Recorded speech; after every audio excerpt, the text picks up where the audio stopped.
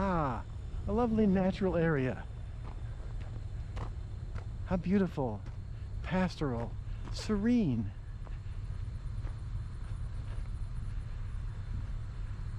So free from the hand of man.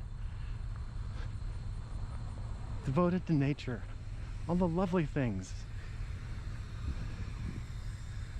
Where the heck are we going? Oh, it's a state nature preserve. There are some plants that Jane Forsyth attributed the distribution of not to the immediate substrate that they're growing in or the soil chemistry, but to the geologic history of Ohio.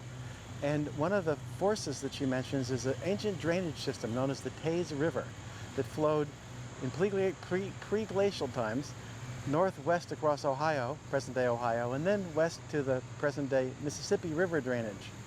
And there are some plants, she notes, that have a distribution that's remarkably consistent with the drainage basin of that ancient Taze River. One of them is rhododendron. And here we are at a state nature preserve called Rhododendron Cove, wherein I would imagine there are some rhododendrons. Let's go on a hike and see if there's rhododendrons there. This is a very interesting spot. Along the way, I saw some crooked-stemmed aster, some spice bush, some maidenhair fern, some white snakeroot, Christmas fern, arrow-leaved aster, smooth aster, calico aster, mist flower, black snakeroot, tulip tree, beech, sugar maple, chestnut oak, and hemlock as we got further up, like we are about now.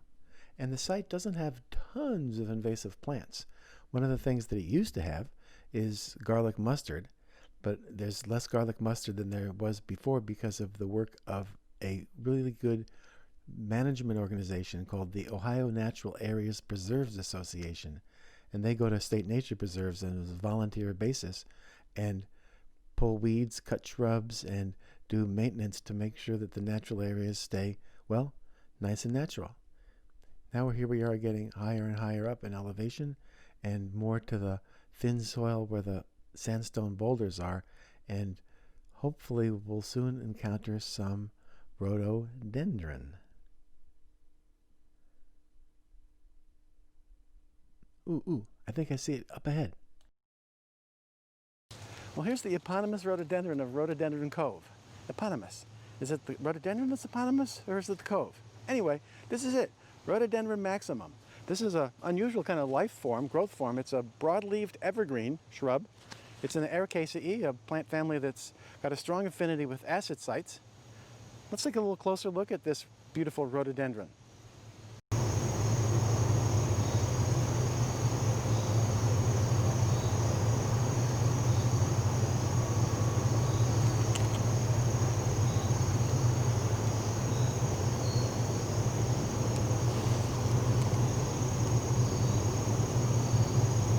Well, here's what rhododendron looks like when it's in flower. And look at these beautiful anthers with these little pores that they split open and release pollen through. And here's rhododendron. Here's another lovely acidophilic member of the heath family. This is a shrub called mountain laurel, Kalmia latifolia. It too, like great rhododendron, is a broad-leaved evergreen.